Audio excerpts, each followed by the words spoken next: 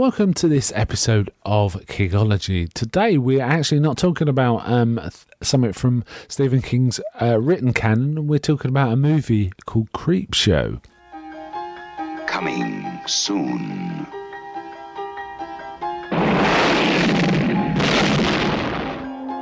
Jolting tales of horror.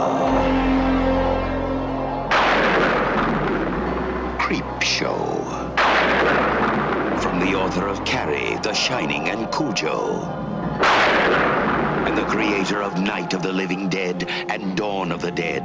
You'll scream at ghastly ghouls. Cringe at weird kids. And shiver at the doings of evil doctors. This is going to be extremely painful, Mr. Verrill. Creepshow will grab you, grow on you, and give you the creeps.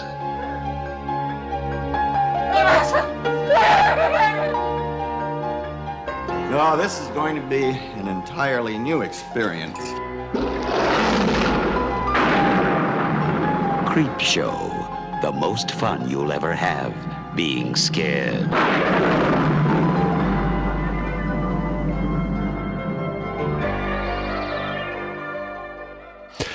Today I'm joined by Anthony Rosolo again. He's becoming quite a regular. I'm very glad to have him on. Hi, Anthony. Hey, Mark. Thanks again. This will be a fun show. We weren't intending to do this, actually, were we? We were going to just go on to Apt Pupil, which was the next one sort of in the list, but I kind of really felt this needed a bit of a visit. I consider it's kind of major King canon, really, this film, so it's hard to avoid. It really is. Yeah. So it was made in 1982, an anthology film, sort of borrowing from the traditions of probably Amicus, actually, you know, their anthologies. And in fact, I heard that Stephen King and George Romero actually intended to remake the Amicus movie Tales from the Crypt as their way of referencing and paying homage to these EC comics. But in the end, they decided to do something original. I'm kind of glad they did, actually. Yeah, that makes perfect sense since they're both coming from, they're both tributes to EC Comics. But I agree. I'm glad they came up with new material that's all in the spirit of those comics. In other writings by King, such as Danse Macabre, he has acknowledged quite heavily his sort of EC influences. He kind of he tries to put EC moments in his books, is how he kind of describes it, and so here they're front and center, thankfully. Yes, yeah. How did you come to this film? Okay, well, I go back a long way with Creepshow. I feel very I feel like it's a real part of me. I saw it in the theater. My dad took me to see it when I was just a kid, a young teenager. And it was just a tremendous amount of fun. The other connection I have to this was the makeup effects book that Tom Savini came out with at that time.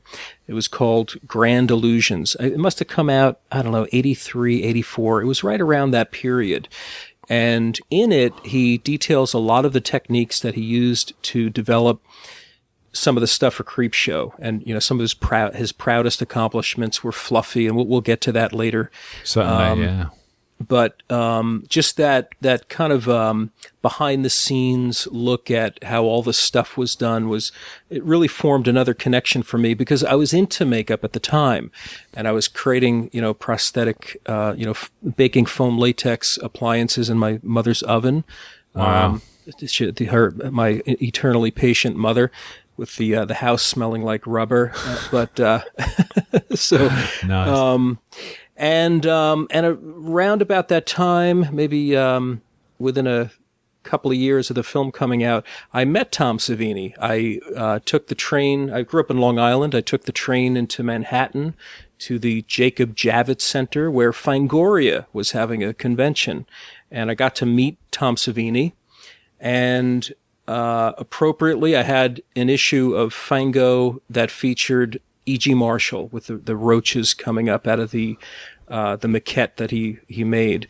And he signed it, and I've got that. It's at my parents' house. Yeah, it's a big silver ink. You know, he signed that for me, and I was able to tell him a couple of years ago. I met him at there's a nice little event called Monster Bash that's out in the Pittsburgh area, where Savini's from. I got to meet him a couple of years ago and tell him that I had met him, you know, low all those years ago, and it was great. It was pretty quiet. I got to talk with him for a while. He had long hair, and at the time he was pointing to his hair and saying, "Yeah, I'm growing it out. I'm in this thing, in this movie. I'm not supposed to talk about it. It's a Tarantino film called, Django Unchained." So that was the first I'd heard of it, and so I had a little jump on that. Nice, but nice. He was nice. great to chat with. I mean, he is a very good special effects guy. He did he's done some sterling work for George Romero, hasn't he? He worked on Dawn of the Dead, I think. Yes. I know they've put a lot of time and effort into that. The head effect in Dawn of the Dead, which is pretty cool. Yeah, so many great. Yeah, there's so many gags, as he calls it, or Savini thinks of them as magic tricks. These illusions that he creates. But yeah, there's a bunch of great ones in Dawn of the Dead. Yeah. And there's some great ones in this, definitely. Oh, yes. And he also appears at right at the tail end of the film as well, doesn't he? As one of the garbage men. Yes. Oh, no, hold on. Yeah, it was, sorry. Because I've watched Creepshow 2 recently, I thought I'd confused it. Too, because he does appear in Creepshow 2 as well. No, it was. Well, that's right. He's it's again featuring him on. He's on a truck, but he's the creep in that one. And that's a great mask he's wearing too in that one. But we'll come to Creepshow 2 right at the end. Yes. Okay, so this opens with Tom Atkins without his moustache and without his what appears to be almost obligatory much younger woman in most of his films, but not in this one. Shouting his son for reading trash. Who is Stephen King's son in real life? That's right. That's little Joe Hill. Joe Hill, yes. Who looks quite a lot like his father, and is quite a good little actor actually in this. It works. He's good. Yeah, he does a good performance. And then we go into the first story, which is Father's Day. Now, I've just realised I didn't talk about how I came to this film. I actually saw this in the cinema too. I was, I think, 17 when it was in the cinema for the first time. I remember taking my girlfriend to see this film, really enjoying it. I'm not sure she was very impressed, but I really enjoyed it at the cinema. I thought it really stood up, and I've always liked this film, and it was great to revisit it, I have to say, for this podcast. Anyway, right, back to the segments. So the first story is Father's Day. Yes. Now, one of the things about this film, it's got a lot of actors that weren't that famous when this was made, and Ed Harris appears in this one. Which is Ed Harris busting some moves on the dance floor. He's just quite amazing. Quite amazing. And with some hair as well. With hair, and he does that. You have to watch for it. It has this little like flip motion he does with his hand above his head when he's working it on the floor. Yeah, he's great. Yeah. I think this is before he was. It was before he was famous. I think The Right Stuff came out the year after. So it was on the cusp of sort of getting much better known. This is a nice little straightforward story. It's kind of nasty and creepy, but one of the parts of this is probably one of the bits I really love in this film, which is the old man coming out of the grave. I think that's just it's just a great little scene. It is. I really enjoy it. To me, that's the epitome of an EC comic. It's just the perfect that emblematic, macabre imagery of a corpse coming out of the grave. So what a perfect, note to hit on the first segment. Yeah, I think all. I don't know if I'm showing my hand a bit early, but I think all the segments work really well. Whereas with the old Amicus series, there was usually one or two that didn't work very well, and they were kind of supported by the other stories in the anthology. But I'm happy with all of the stories in this one. I think they're all pretty solid. I didn't mention I think there's some nice little animation segments in this film too. I really like. They're great. Yeah, they really as a bringing a comic to life. They really work well. I was reading something online where someone was criticizing the differences between this and a real comic book, but this is a film adaptation, so it's kind of a heightened representation or an exaggeration of the imagery of a comic book.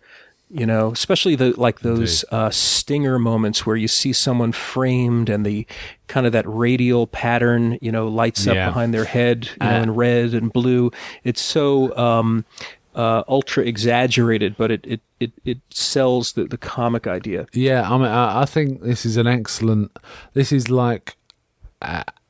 an excellent version of a film. That represents a comic book. I think there's some films try and be comic book and it doesn't work, and others just really capture what is a comic book without being cartoonish. And that's right. And this is heightened and so on, but it's a little cartoonish, but it's way more comic book. I do really love some of the effects they put on. The red lights and the blue lights and the sort of background.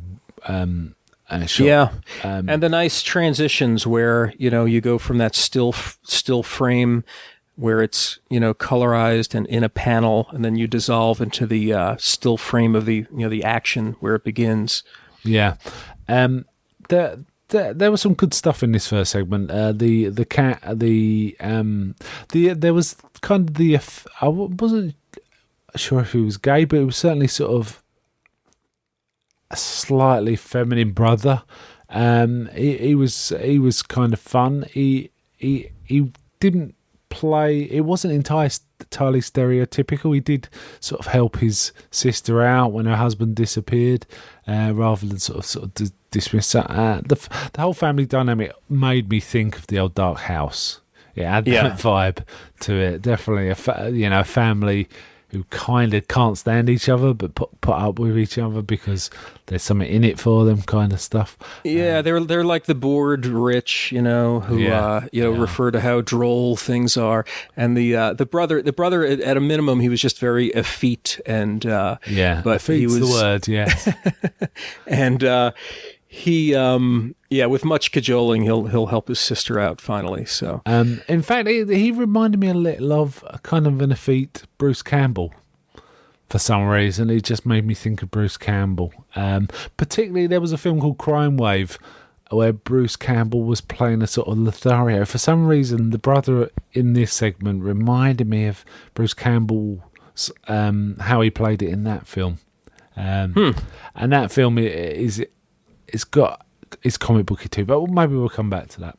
I also liked the bit with Ed Harris where the gravestone was kind of sliding for no obvious reason, because that was definitely a sort of supernatural force rather than the sort of zombie or Walking Dead person pushing it. It just kind of started moving, and it was kind of nasty but fun. It was. It struck me about this segment. On the one hand, it was, it's sort of this lurid, cartoonish, comic treatment. But, the performances were really good, especially the woman who played Bedelia. Yeah. Sitting down with her bottle and her demons and regret and all that, and cursing her father who so she thinks can't answer her back. But I mean, what a performance! I Yeah, mean, it was good. If you lifted that up and you put it into a drama, you would just be so blown away by the performance. Yeah, it was what struck me about this film is there was some parts where there was really great acting and some not so great, but the not so great kind of wasn't annoying because it kind of fitted the comic book stereotype vibe. Does that make sense? It kind of fed into the stereotypes that you often get in stories like this because they're often really simple stories. Like, and when they're simple, you want a stereotype. You don't want a rich character. But where King wrote these stories, where he took the time, it was really good. Like you say, that particular little scene. Yeah. She's terrific. By the way, that's. I just want to say that that was Vivica Lindfors who played her, and she shows up in other genre stuff. She's in she's in The Exorcist 3. She as a nurse, isn't it? Yeah, Nurse X is her the name, according to IMDb, and she was in Stargate as well. Oh, I didn't know that. I think she was in an old. It might have been a Hammer film when Hammer were playing with sci-fi. I think it was called These Are the Damned with Oliver Reed. Was it her? I might be confused, actually. Mm-hmm. She was in it. Yeah, These Are the Damned. Mm-hmm. I just like everything about this segment. In fact, the whole film, I think, well, this segment really did embody the film. The visual cues. There's also quite a lot of strong music cues as well to support the sort of shock elements of it, and that worked well too. I think they definitely got the right comic book vibe here. They did, and we should, if not now, we should touch on the score because it's to me it's very unique, very very distinctive. Yeah, it kind of it winds itself around everything, doesn't it? It works well. Yeah, it's great. It's by John Harrison and very very synth driven. This was in the. It kind of reminded me of some of Carpenter's. Things like Assault on Precinct 13 and Halloween. Well, maybe it didn't remind me of them. It was kind of that palette, wasn't it? More than anything. Yeah, and like you said, a lot of stingers and such. Yeah. There was okay, and I liked how it ended. I particularly like the candles on the head. Yes, and the fact is, the story was just about this horrible, horrible man, which was a great performance too. He was terrible. It was a terrible, terrible old man, but he made me laugh. He was saying, "You bitch, bring me my cake," or whatever he was saying. He was terrible, but the fact is, this was all about he just wanted his cake. And that was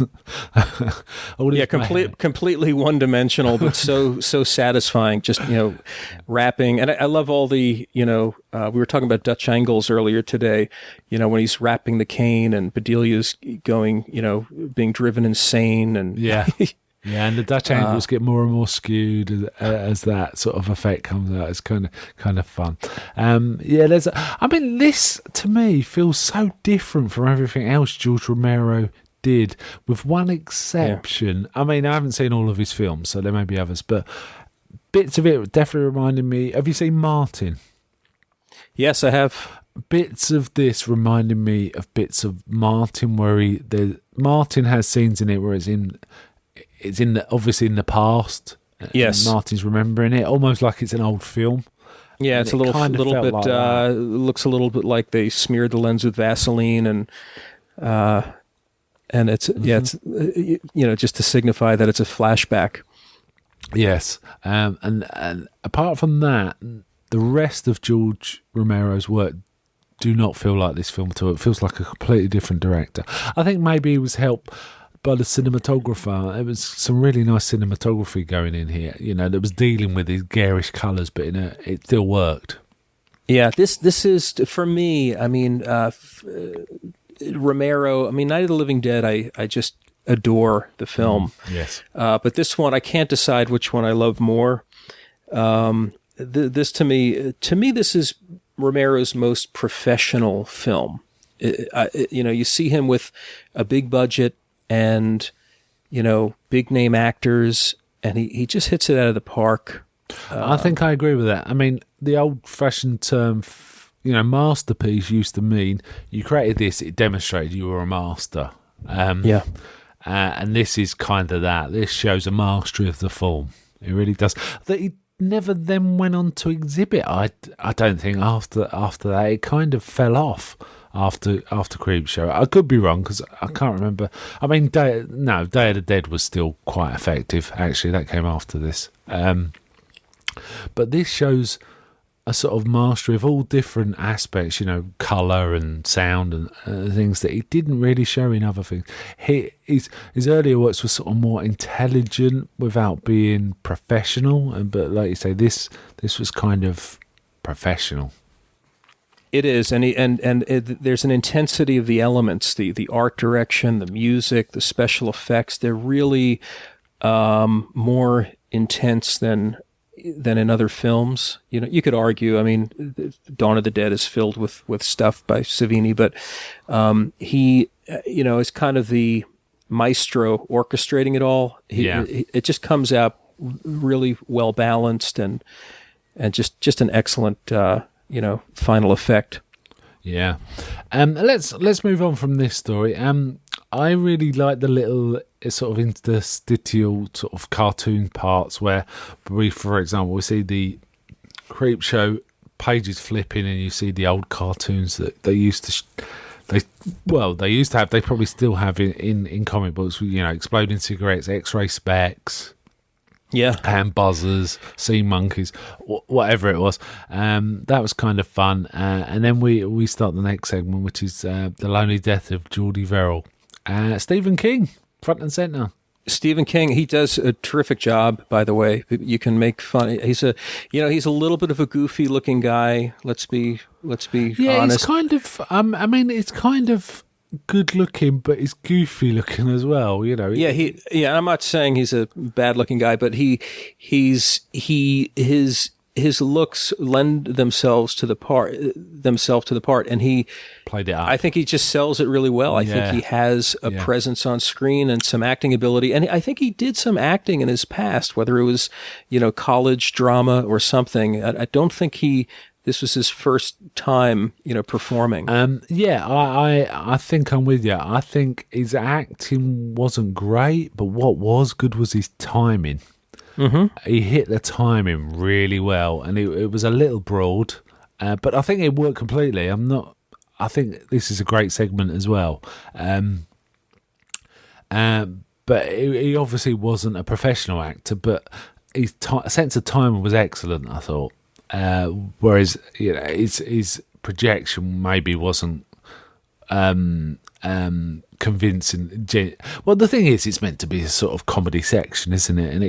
And what he does worked. What he does works extremely well. Now, this is based on his own story, one of his short stories. I can't remember what it's called, but he's basically riffing on a Lovecraft story called Colour Out of Space, a comedy version of that, really. That's right. I definitely liked the imagination sequences, which again showed a sort of mastery of form, the sort of way it transitioned, and that was goofy and cartoonish too, and it kind of worked, where he went to the Department of Meteors, and the doctor then pulled out a meat cleaver and said, bad news, stuff like that. And also there was, as the story went on, there was some great makeup again, really good makeup in this.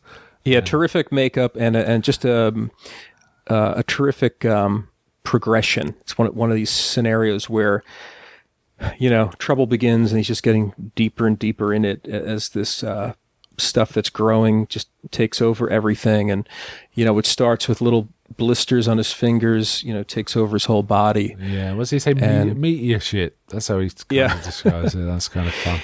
And perhaps a little callback to the Blob, definitely, yes. Poking it with a stick, and you remember the Blob crawls right up it and onto his arm. Yeah, and that's very blobbish. Yeah, very, very much so.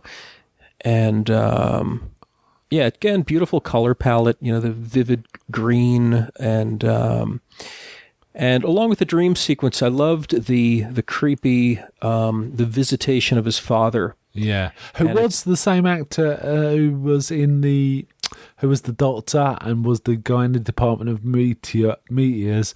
It was the same guy, you know. Yes, yeah, I love when movies do that, where it's the same person over and over. There's a Tobe Hooper film called The Funhouse where I've seen it. Yes, it's been a while though. You see the carnival barker here, you see him over there. It's the same actor, and it creates like this creepy vibe that there's something wrong with this carnival. Indeed.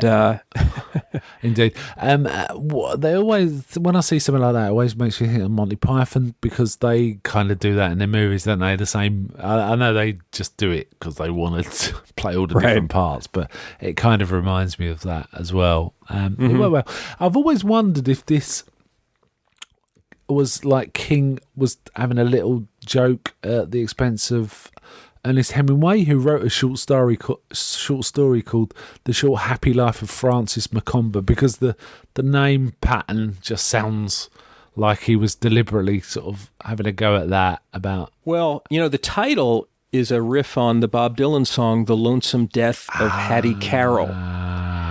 Okay. Hattie Carroll was a maid in the kitchen. Do you know that? It will be that, yes. If anyone's, I'm a Dylan nut, so if you're interested in that, check out the album "The Times They Are a Changin'," and it's just a terrific song where he captures an event that happened, this really cruel injustice, and so King, who references Dylan songs in some of his novels. It was definitely pulling that.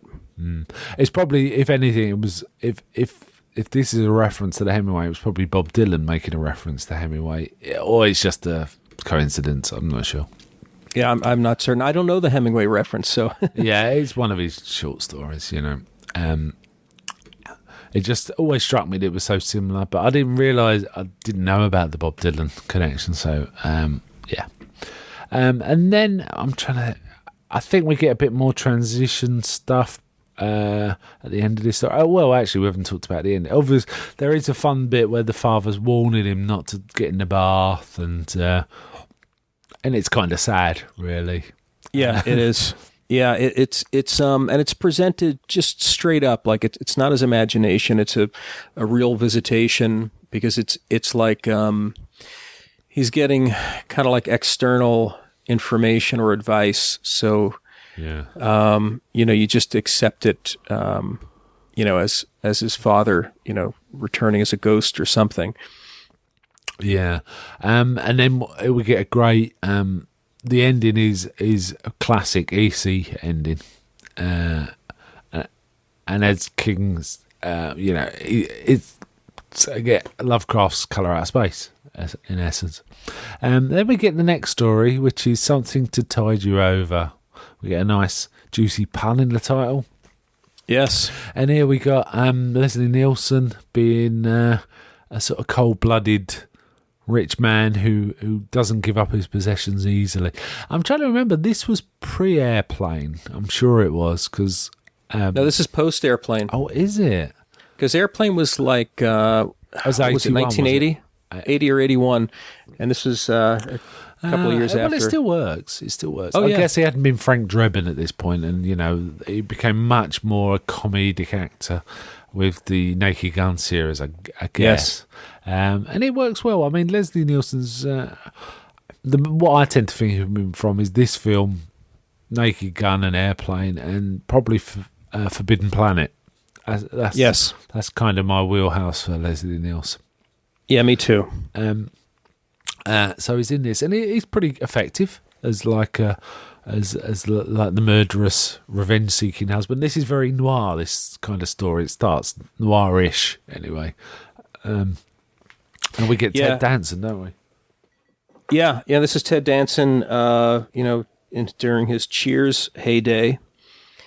I know. I was trying to remember. I think so, but I was trying to remember if when I saw this at the cinema, if I knew him. I know it was only. I'm pretty sure it was only a second or third watch when I thought, "Oh, that's Ted Danson." So I can't remember either. I hadn't seen Cheers or this was pre-Cheers, but I can't remember when Cheers started. Yeah, Cheers started in '82, so Okay, it's about the this same was time. this was just as he was, becoming a household name, and Right. and the woman who and maybe he should explain the setup of the story before we Yes. go on.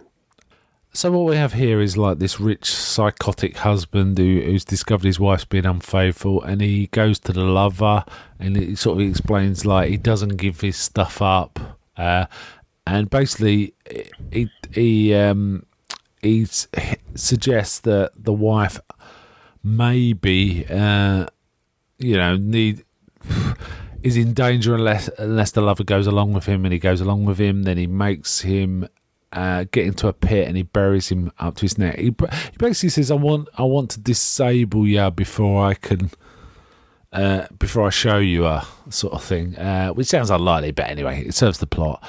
Buries him up to his neck, and then shows him a video feed. I think this is the right order. He shows him a video feed of his wife up to her neck, but with the tide coming in. So he kind of jokes about them holding their breath. And how, They're on a secluded beach is the setting. So, so he says, maybe if you hold your breath long enough, the sand, you'll be able to work his way out the sand and escape. But he knows they're not going to escape. And he goes back to his pad, which looks a very 80s kind of pad. yes. But then basically the lover and Ted Danson and the wife come back as these like water zombies, what would you call it? Like not soaked, but sort of they're like these waterlogged corpses. Yes, that's right. Now I understand. If I remember rightly, Tom Savini was a war photographer. I could be wrong there. So he was. Okay. It occurred to me, his experience of that kind of thing. He's going to have seen corpses, and that obviously may have well fed into his zombie makeup. But I wondered if he'd seen waterlogged corpses and that fed into these, because they looked like waterlogged corpses to me. Not that I've ever seen one, but he speaks about his experience in Vietnam. He was a combat photographer, and he says how the camera put a layer in between him. It kind of gave him distance from the subject matter. Right. But he still was studying a lot of gruesome stuff, and it did inform his makeup work later. Yeah. It kind of looked like in this. These definitely. I mean, I think they had seaweed drenched them. They were obviously water-based zombies, monsters, kind of thing. And anyway, what happens then is we get Leslie Nielsen buried up to his neck and the tide coming in, but he obviously flips. His mind's gone, and he starts laughing and saying things like, "I can hold my breath for a long time," and then we get a really nice freeze frame, and it transitions into a comic book panel of that shot, which is a really nice transition. I really thought that was good. It's a terrific, very, very simple story, but just all the staging, just him alone in his place and hearing noises, and of course that they're coming back to see him. And just this performance at the end, this amazing payoff of seeing someone lose their mind, going from screaming to insane laughter. You just see this incredible dimension with Leslie Nielsen, this range, and it's no wonder that he can do that very straight-laced drama and then do comedy where it's also often very dry delivery, but here he's just so over the top, and it's amazing. It works well. There was a couple of other points I made notes on for this, which was I thought the effect where Ted Danson was buried up to his neck and the water was coming in was really realistic. It really did look like he was on a beach and water was coming in. And it can't have been comfortable for Ted Danson, but it was amazingly realistic. It was. It struck me when I saw it. I'm realizing I don't know what the setup was. Obviously, they must have created some controlled environment where he looks like he's buried in sand, and then they rush a bunch of water in. But there is a period of time where the thing fills up, and he's blinking his eyes underwater, and I think a little bit of air escapes his nose or something, and he's giving a performance underwater. Probably had a little bit of danger and people standing by, I'm sure but I kind of figured the entire head underwater thing was very controlled, but the fact he had a lot of rushing water coming into his face must be really uncomfortable. In a way, that's worse than being completely submerged, because at least you can hold your breath, but when the water's just rushing into your face, it must feel really, I don't know, like being waterboarded or something. Yes. It must have been pretty unpleasant. I've also got a note here say I like the fact that Leslie Nielsen was rocking like a velour Fred Perry tracksuit in this. There was a lot of drinking in this movie. Did you notice there was people were drinking all the way through it? Apart from the last one, it was like beer. If it wasn't beer, it was scotch or something. That was going on all the time. Yeah, I always love that in movies, especially older. Any movie of vintage where you see how the culture has changed in different ways. You know, if it's old enough, everyone's very formal, everyone's in suits, but that culture of there's always a liquor tray or cabinet, and someone's getting a little excited, and the man is going to pour the brandy for the woman so she can just calm herself down. You see all of that, so I get a kick out of seeing that in movies. And also, coming back to the Dutch angles, I like the fact that Dutch angles started to build towards the end. That sort of was a clear signal we were, revenge was nigh. Now, this story was kind of similar to the first story, but I think it was sufficiently different and also the makeup was quite different, that it really worked well.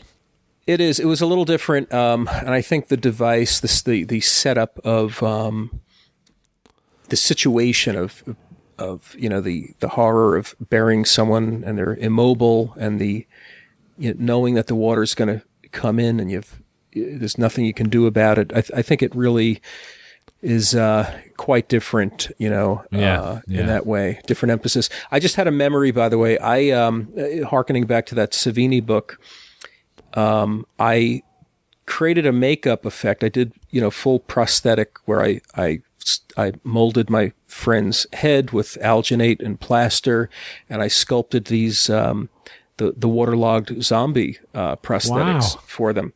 And it came out pretty good. I set them up, created this sculpture, and turned it into prosthetics, and made up my friend. It was a girl, my neighbor who I grew up with, for a Halloween party, and she loved it. But she said, like, the reaction to her at this party was just universally, people would just like look at her, and it was just this reaction of disgust all night long.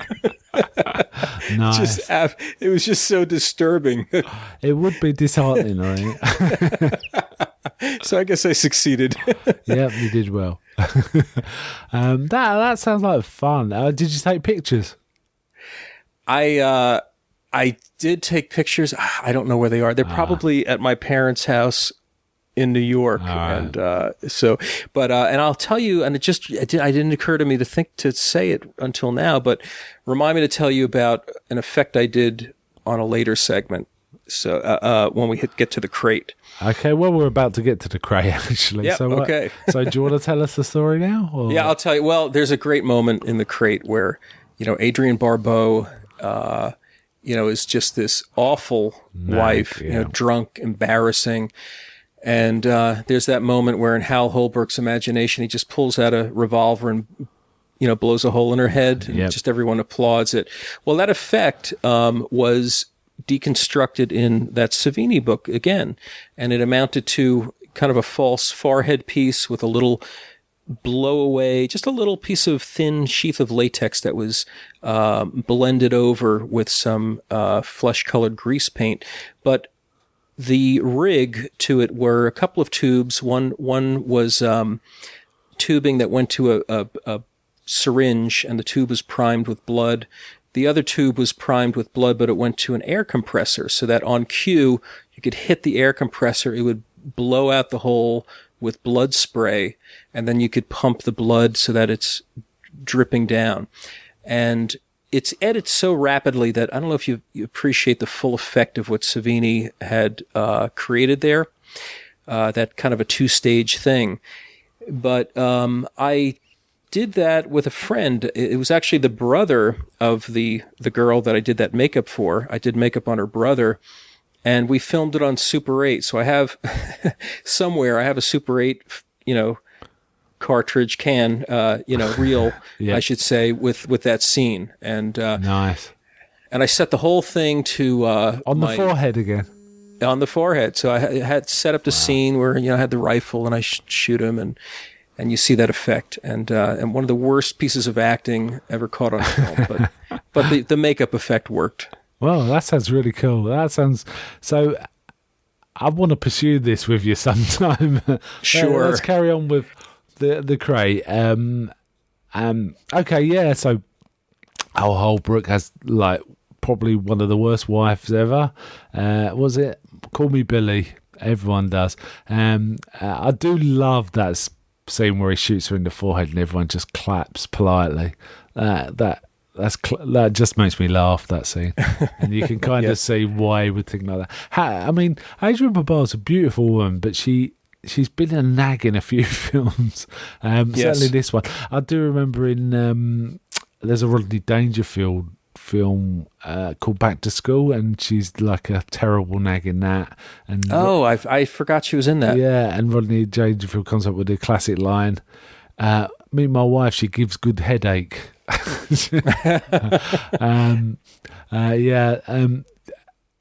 So basically he keeps fantasizing about killing her in various ways. He strangles her at one point as well.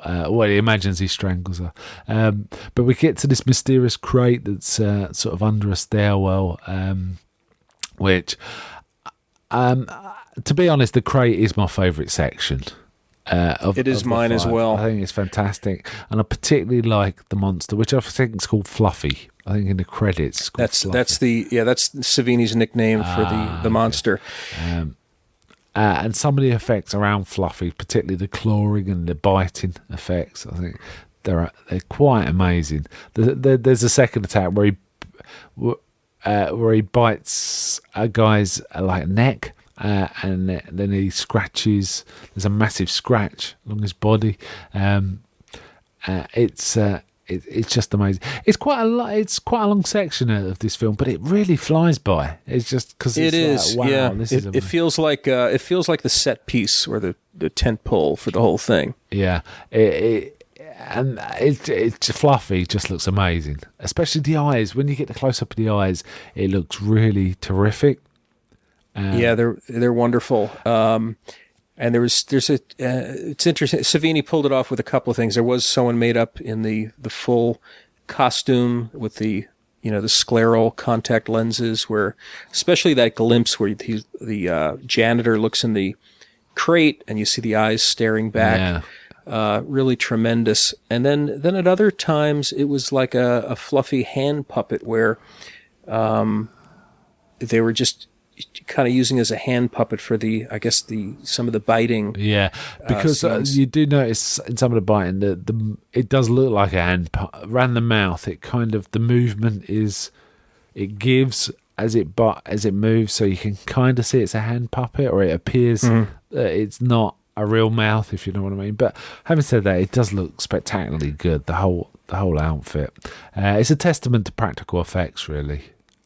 It is, and that's the other thing. This film is such a it's another one of those big rubber movies, as they call them. I heard that phrase associated with Total Recall. They call it like the last of the big rubber films, where it was all just an army of makeup guys doing latex type of work. I guess there's a lot of there's the mutants and such like in that film, isn't there? Yeah, I can see that. I can see why they'd call it that. Yeah.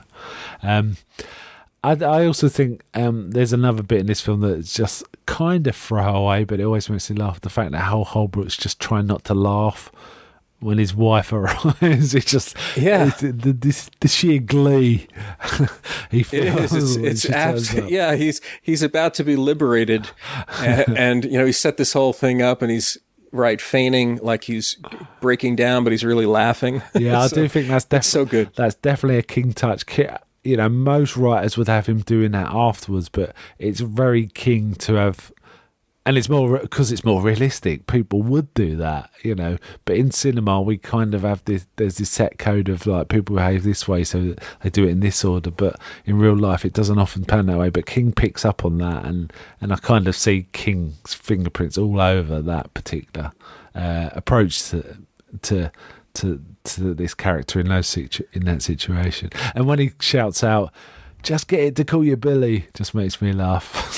Yeah, it's one. Yeah, right, and at the same time, he's repressing his revulsion, like he's going to vomit at what he's looking at. Yeah.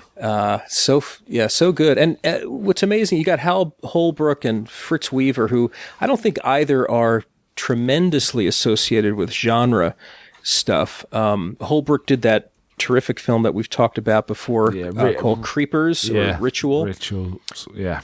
Mm-hmm. Yeah, he was great in that. But no, he doesn't. I mean, I think he was also. He's been in stuff like, I don't know if this quite counts as genre, but I think, hasn't he been in like Dirty Harry movies as well? Yeah, he was. Wasn't he the corrupt? He was like one of the corrupt police chiefs or something in The Enforcer. Magnum Force. Or Magnum Force. Yeah. But yeah, mostly he's more mainstream, isn't he? He's a good, solid actor, though. He really works in this. Magnum Force is where they had the dirty motorcycle cops. And and he was involved with them.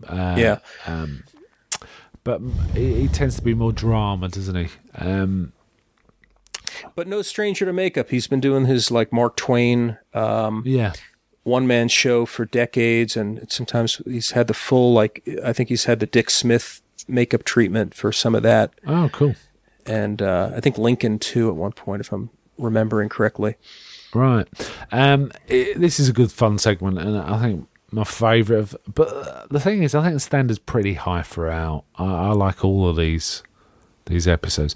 And then finally we get into, I think we see a bit more of the comic blowing around, and more ads for like bodybuilding and stuff like that. And then we get onto the last segment, which is They're Creeping Up on You, which is an old fella, A.G. Marshall, being a kind of a Howard Hughes type in a sterile environment, and being a complete, that type of person, wanting people to get fired, not caring about employees that have killed themselves. Just completely despicable, and too wealthy to have any consequences for his behavior, but totally, psychotic or whatever the word is for that. Those extreme phobias, like Howard Hughes. Yeah, and he's got his own computer in there, and this sort of sophisticated telephone system, and sort of waste disposal just in the middle of the desk and stuff like this. And he's kind of obsessed with germs and stuff like that. But cockroaches start to sort of invade, don't they? And it kind of goes in a fairly linear way. Now this segment does make me swim because I just do not like cockroaches. I don't like them either. When I was a student, I lived in a place where cockroaches sort of infested it, and it's kind of really unpleasant. I had that same experience, and it's something I'm completely unaccustomed to. And the what I learned through that is that it can make you crazy, because you become so paranoid that you're doing this thing where, did I see something move? And no, you didn't. And then other times you're sort of like, oh, I'm just seeing things, but it's like, no, damn it, that's one of them right there. And it screws with your mind so badly that it for me, it was starting to make me insane. I mean, I've got a few stories about cockroaches, but they're quite sickening. But I do remember, talking of the crazy, I do remember knowing there was one in my room one night, and it was kind of like this film. It was kind of, I know it's here, and then I saw it run behind. I had a small gas fire. It ran behind that, so I knew it was there. So I actually turned the gas fire on full. It was a hot day, hot at night. It was at night time. I turned the gas fire on full, and just waited for the cockroach to come out because I knew it'd get too hot to stay there.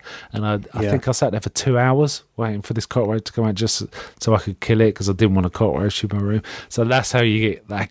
That's a crazy, isn't it? I think I was up till 2 a.m. waiting for this cockroach to come out from behind a fire because I did not want to sleep in a room with a cockroach. Yeah. But it kind of it's crazy, but it makes sense because no one really wants to sleep in a room with a cockroach. No, terrible stuff. I want to just mention E.G. Marshall. E.G. Marshall is he's the actor here.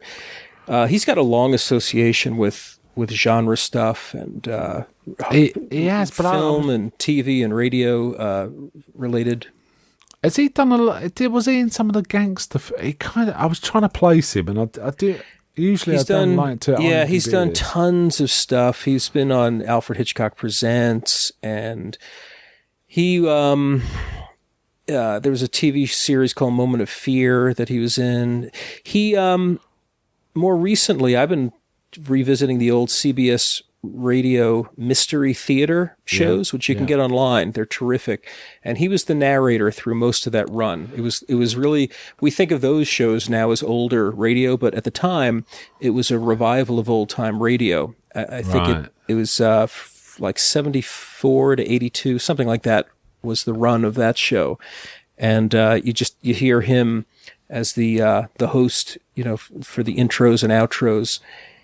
And but in his later career, he did this so well, this film, and he was also in Romero's Two Evil Eyes. I've never even heard of that film. That's a film, is it? Yeah, it was. Wasn't that a joint thing with Argento and Romero? I've never heard of it. I don't know. You haven't? Yeah, okay. No. Two Evil Eyes. I'm going to Google it while you're talking.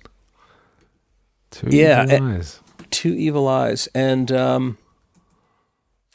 and then the other one... You're right, Dario Argento and Romero, yeah. With Adrian Barbeau. Wow. With Adrian Barbeau, yeah. And Tommy Knockers, the miniseries, not a very good not a very good film, but... it was kind of fun. It wasn't great, but it was kind of fun, I remember. Yeah. Yeah. I actually liked it better than the book. It's one of the few times that I prefer even a mediocre adaptation than the actual book.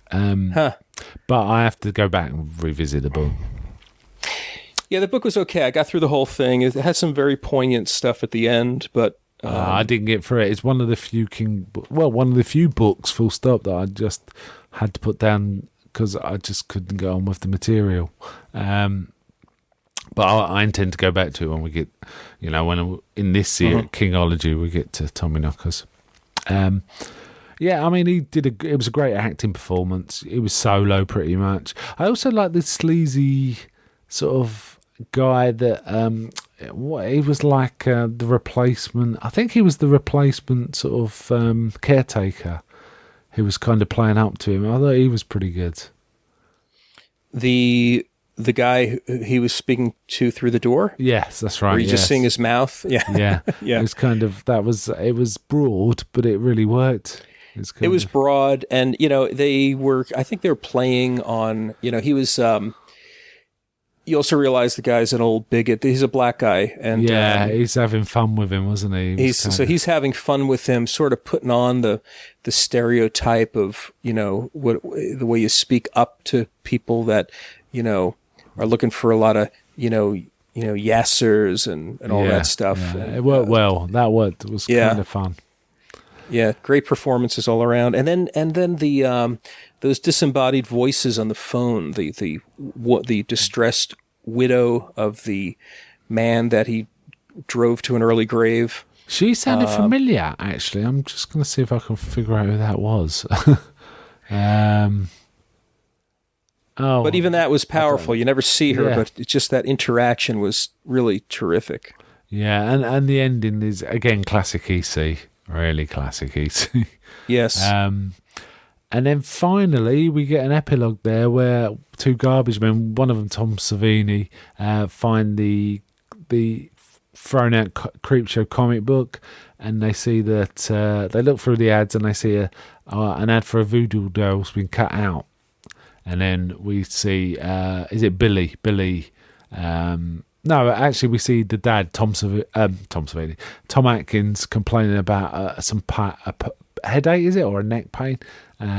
Yes. Then it's obviously Billy's got a voodoo doll and he's sticking needles in it, so that's kind of fun. Yeah, it was terrific. And then I think we get a final bit of animation. So it was a very fun film. 2 hours, works well.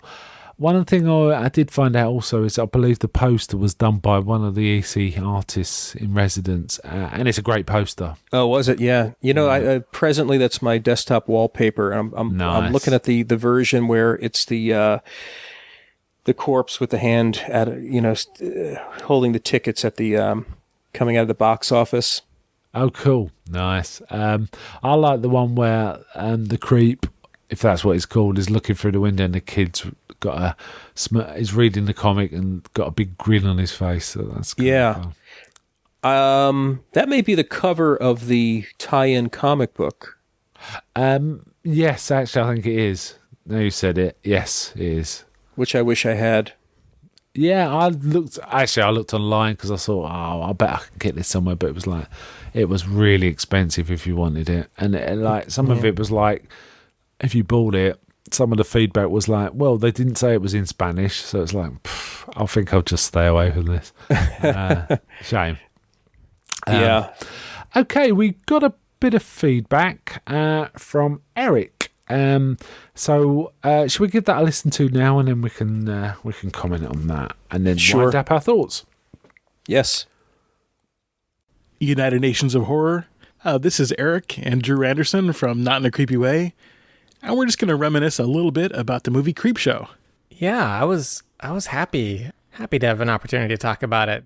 I have a general love for horror movies, and I can really draw a line all the way back to this movie that you, as my older brother, exposed me to at an age where I was way too young to be exposed to it, but I loved it. And part of that was I just wanted to hang out with my older brother, who I thought was cool, doing what he liked. But the other part of it was it's a really interesting and different kind of movie. And while it seemed like a hardcore horror movie to me when I was, like 5 or 6 when I first saw it, now that I've revisited it in my adult life, there is so much to love about it. I mean, it's such a fun, campy B-movie experience. It's the type of movie that just doesn't get made anymore today, and that's really disappointing. So, yeah, I think that's probably more than you wanted to hear from me to start out with. But what do you think of when you think of Creepshow? Well, it definitely takes me back to that time where, this was, we lived kind of on the outskirts of town and we didn't have cable. So when we visited our cousin Joe's house in town and they had cable, we get to watch movies like this that were on HBO or Showtime or whatever the movie channels were. And that was also back in the time where those channels basically, although I don't have HBO now, so I don't even, maybe it's still like this, where they have, a dozen movies a month and they just play the crap out of them. But I'm sure I saw this for the first time at Joe's house, where all three of us, I'm sure, were up late and watching TV. And it's just so much fun. It's got that whole campiness and the bright comic book colors and the transitions that are all comic booky, but the stories are pretty solid, and the ones that are probably not my favorites, like the first one, Father's Day, and then the last one with the bugs. Those aren't my favorite, but there are nice little touches to it, including good acting and a genuine creepiness to the last one with a ambiguous ending. And the first one, you've got freaking Ed Harris doing crazy 80s dance. With hair. It's so weird. Yeah, and it's when it started out with that, and it was really over the top, and there was, the hand coming out of the grave, and that whole, sort of cheesy zombie movie atmosphere. But then when you got to the other segments, like the one with Ted Danson and Leslie Nielsen, that also deals with zombies, although a kind of a different kind of zombie. And they really add attention to detail with things like the sound when Ted Danson is talking to Leslie Nielsen, and he's sort of the come from the water zombie. Yeah, and Something to Tide You Over was so much fun because the effects still hold up. I mean, the technology doesn't, but the actual creature effects do. Like, when Ted Danson is shot in the head and just that black liquid oozes out, it's so disorienting, but it still works even today. And Leslie Nielsen, does a great job being, the sort of straight man, which at the time and then certainly afterward we didn't see a whole lot of. Back in his early days, he was more of a leading man type of actor, or a serious or a heavy. But in this, he gets to be a heavy, but in a slightly different way.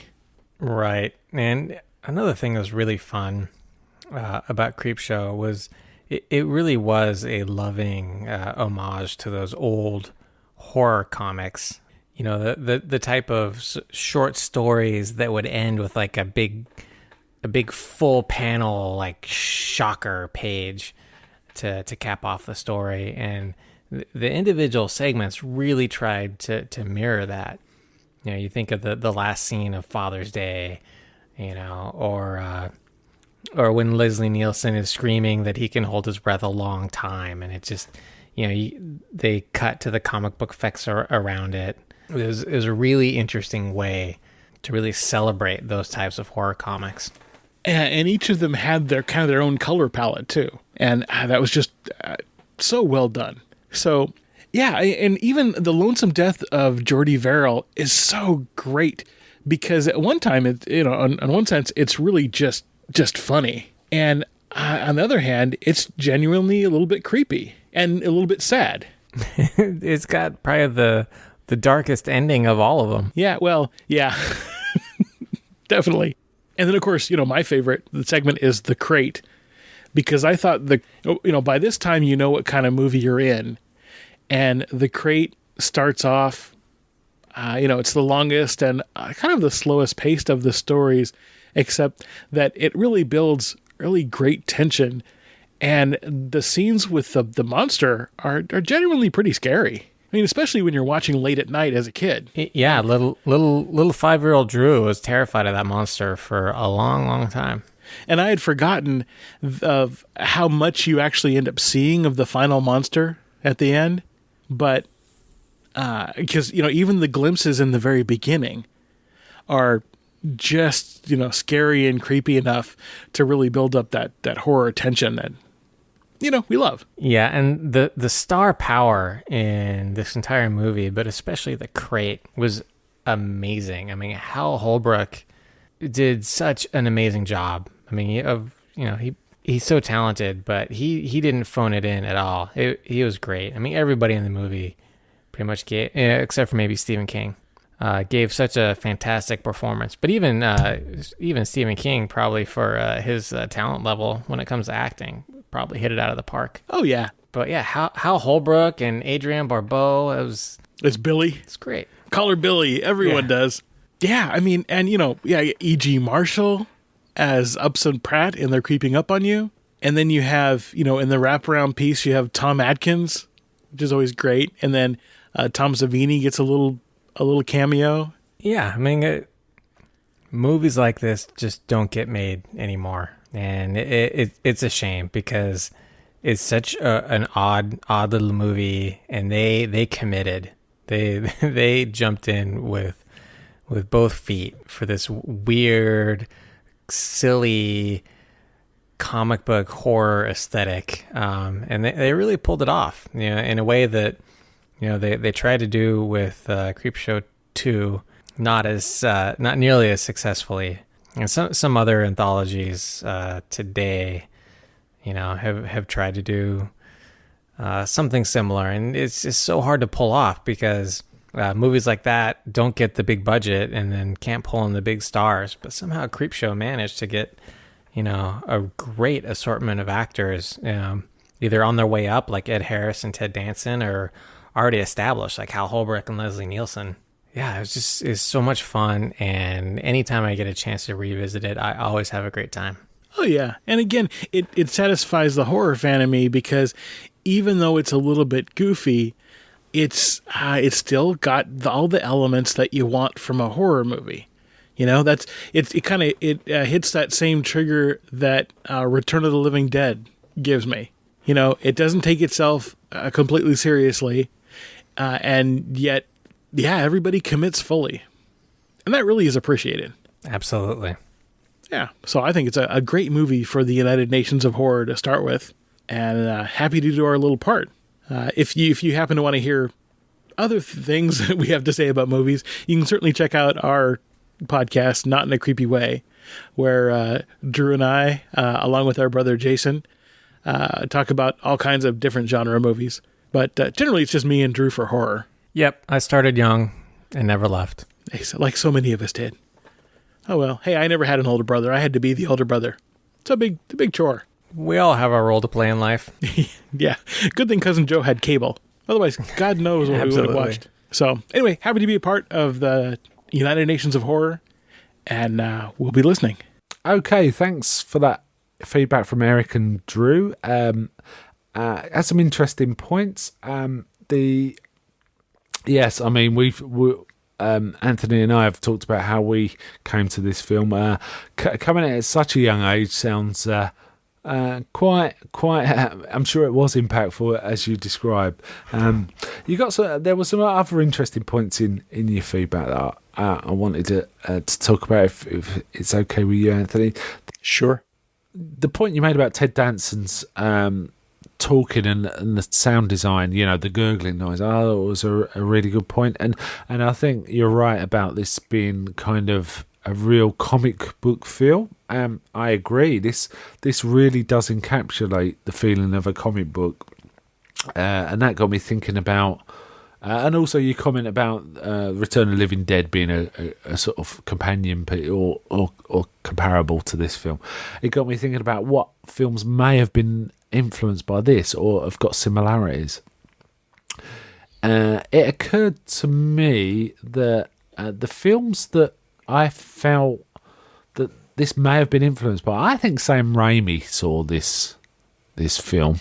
Would you agree, Anthony? There's some of his early work really feels like Creepshow to me. Crime, I've already mentioned Bruce Campbell in Crime Wave reminded me of the Effect brother in the first story. But Crime Wave and Darkman kind of feel like Creepshow to me in some of their scenes. Yeah, I saw Darkman recently, first time watch. It somehow eluded me all these years, and I loved it. I have to think in what ways, but it's the scenes when Liam Neeson got angry, for example. Oh, okay. And the lighting on him, but also it's not just that. Eric and Drew mentioned that, it was a great. Creepshow is a great comic book film, and I feel that Darkman is even though it wasn't a comic, it has got a real comic book feel to it in the same way Creepshow has. It does. In a few ways, I feel Raimi must have seen Creepshow. And I mean, Raimi's got his own kind of his rapid edit, very stylized. Weird angles, rapid edit. Yeah, different lighting. Creepshow is. It really is very lean and has, it's very well edited. And I find the script very efficient, which it makes me wonder, like comparing this, where Stephen King wrote the screenplay, to some of where, he can indulge his pen a little more on these miniseries that are broader. I wonder if... Romero did any whittling down of the screenplay, or just some of it comes out on the editing room floor. I don't know. I guess I'm accusing King of being sometimes longer-winded. Yeah. Yeah, when, in terms of understanding how to adapt, how to write for film. But this film doesn't evidence any of that. No, it's very tight. And it is peculiar that, we could talk about it in a minute, but Creepshow 2, it's written by George Romero, based on stories by Stephen King, which is really odd, but also feeds into this belief that George Romero may have had a hand into whittling it down, because, he went on to take more of King's stories to produce Creepshow 2. Having said that, Creepshow 2 is pretty poor, in many respects. But there seems to be some sort of writing relationship between the two, as suggested by, the credits in Creepshow 2. Like you say, the tightness of Creepshow itself. I think so, and they sound like they're good friends, and so they must have a very easy collaboration, style together. Going back to the feedback,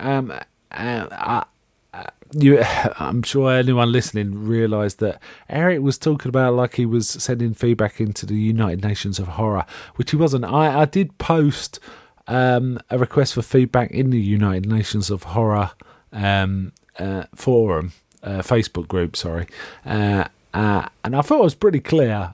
So I hope I didn't get this feedback under false pretenses, and Eric doesn't feel like that. It is appreciated. It was nice to hear the feedback, but we're not a United Nations of Horror podcast. We're part of that group. That's so unfortunately, that bit of feedback won't be going into the first United Nations of Horror podcast. It will be going into our Kingology. But thanks for the feedback, and I think it's really worth giving his podcast a listen to, not in a creepy way. So thanks again for that feedback. Yes. I was going to talk about Creepshow 2, but I don't think I will, actually. Is there anything you want to say about it? I enjoy aspects of it. Maybe I'll just touch on the differences. Where Creepshow has just this stellar, cast of, just really seasoned, wonderful actors. By comparison, Creepshow 2 has, what do you have? You have George Kennedy. And I can't think of anyone else. Well, it made me.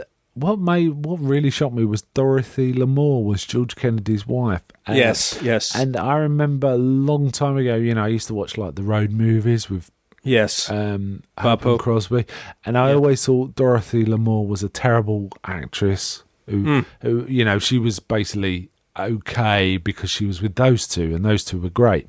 But in this, she was awful. I know she's an old lady in this, and it's like a bit mean to say things like, but she was a really dreadful actress, really dreadful.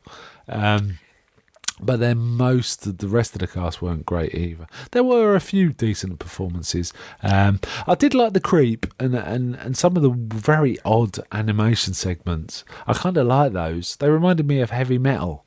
The movie Heavy Metal more than anything else, actually. They were okay. I felt, it's the problem is you have the comparison to Creepshow, the first film, Creepshow, and it just didn't evoke the EC comics or the comic book vibe. They were just more like, they just felt like animated cartoon sequences of the kid in his ball cap. It just didn't do it for me. I did like the creep makeup. I thought that was really good, actually. It was good. Which I think was Tom Savini was in that.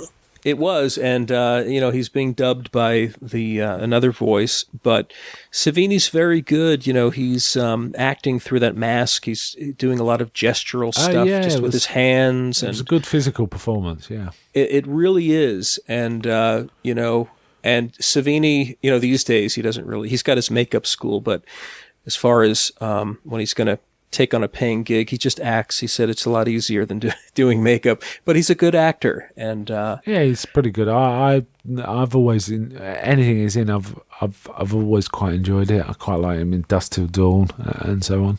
As a sex machine, and then I think he goes back to Martin and Knight Riders, maybe. I've not seen Knight Riders, but I believe he's in Knight Riders. Ed Harris was in Knight Riders. I think he was in. Yeah, he was in Dawn of the Dead. He was in the motorcycle. I think he was head of the motorcycle gang. And that's where Ed Harris began his association with Romero. Wow. was in Knight Riders. Yes, that's true. Well, let's rate Creepshow. What would you give this out of 10? I give it a 10 out of 10. It's one of my favorite movies. We could nitpick at flaws, but it's just so fun, and it holds up to repeat watches. I don't watch it too frequently. I'm kind of that way with my favorite films. I have this fear of chewing all the sugar out of the gum, so to speak. Yeah. You know, and so I usually I leave a year or two at least between repeat viewings on some really favorite films, because I want to be surprised. I want aspects of it to be new to me when I come back to it. I did that with this one, and it didn't disappoint. I mean, I knew it was coming, but just enjoyed the heck out of it. Yeah, I mean, I would give it 9 out of 10. I watched it on Blu-ray on a rental, and while I don't go up to 10 out of 10, I really thought it was great. I remember the first time I saw it, I really liked it. I've never not liked it. I've always thought it was a great sort of anthology. I think it's possibly the best anthology film, actually. It may be. There's a part of me that because of Amicus and the nostalgia and the they cast long shadows, in cinematic history that and you've got Peter Cushing in some of those, and, who was it? Ralph Richardson was in the other, the original Creep. I have a lot of affection for those, but this thing was just, in terms of every segment was strong, and it was just, you couldn't ask for more masterful hands to emulate that style of filmmaking.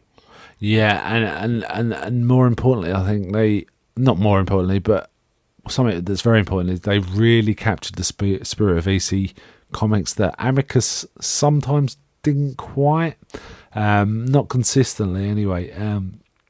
Every Amicus film, to me, I really like the Amicus films, but there's always at least one weak one in any set. But because they go by so fast, it doesn't matter too much. But this Creepshow, just everyone was good, and I enjoyed every segment. And what was I was also going to say, I rented this one, and I will be buying this on Blu-ray because I will be wanting to rewatch it at reasonably frequent intervals. Yeah, it's a nice Blu-ray. I had upgraded a while back, and this was my first time seeing the Blu-ray. And for anyone out there that's wondering if they should buy it, it's a very good Blu-ray. It is it's a little you might mistake it for being a little bit soft, but I think it's just the underlying source film. Yeah. But I think it's a very accurate film-like presentation. It's a bare bones disc, unfortunately. And I should mention, by the way, there's a kind of a cure for the fact that the Blu-ray release is bare bones. There's a new documentary coming out called Just Desserts, The Making of Creepshow. Cool. So make a note of that. It's finally making its way to the market. It may be out already. I just listened to an episode of The Projection Booth, and it was an interview with that filmmaker. He's actually a guy who is, I guess the way it works with a lot of these companies is they bid out jobs for those featurettes to various companies. And this guy had formed a company called Red Shirt Productions. I guess Red Shirt is a reference to Star Trek. But he's done a lot of these things, and he created a Creepshow documentary, actually probably 10 years ago. He's trying to coincide with like its 25th anniversary or something, and but for whatever reason, he finally is putting it out as its own feature now. But you can find out on the Projection Booth podcast, and you can look for that film. That sounds cool. So, Mark, I put up a poll on the Facebook group at Horror Etc.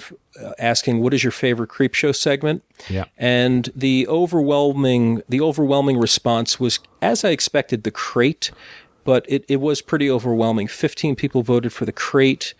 Number 2 was Something to Tide You Over with 4 votes.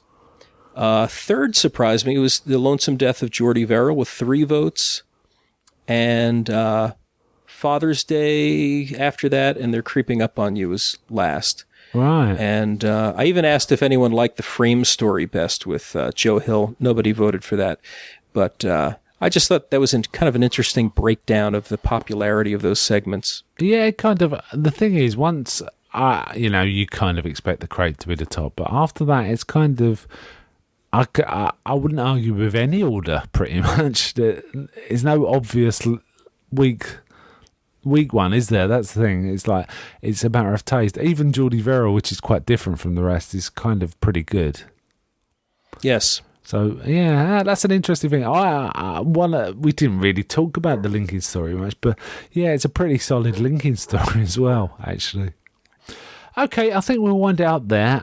Next time we're doing a Kingology, I think it's at Pupil. We'll be discussing at Pupil, and not just at Pupil. We're going to be discussing some related material that I think it'll be of interest to anyone who finds at Pupil affecting.